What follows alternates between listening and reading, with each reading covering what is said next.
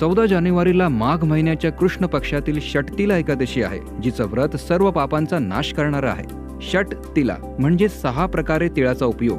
पहिला, तिळाचं स्नान करणं. दुसरा, तिळाचा होम करणं. तिसरा, तिळाचं उटणं लावणं. चौथा, तीळ मिश्रित पाणी पिणं.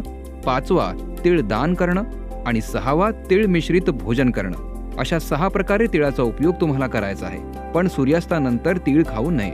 मनुष्याला जर सर्व पापांपासून मुक्त व्हायचं असेल तर त्याला तिळाच्या उपयोगासोबतच एक खास मंत्रोच्चारणासह षटतिला एकादशीच्या व्रतविधीचं आचरण करावं लागेल, जे षटतिला एकादशीच्या महात्म्याच्या व्हिडिओत सांगितलं गेलंय. लिंक डिस्क्रिप्शन किंवा कमेंट बॉक्समध्ये मिळून जाईल. एकादशी तिथीची वेळ असेल 13 जानेवारीला दुपारी 3:17 14 जानेवारीला सायंकाळी 5:52 उपवास 14 जानेवारीला करायचा आहे. एकादशीच्या दिवशी आणि तिच्या अवधी काळात भात किंवा तांदळापासून बनवलेले पदार्थ खाणं वर्जित आहे.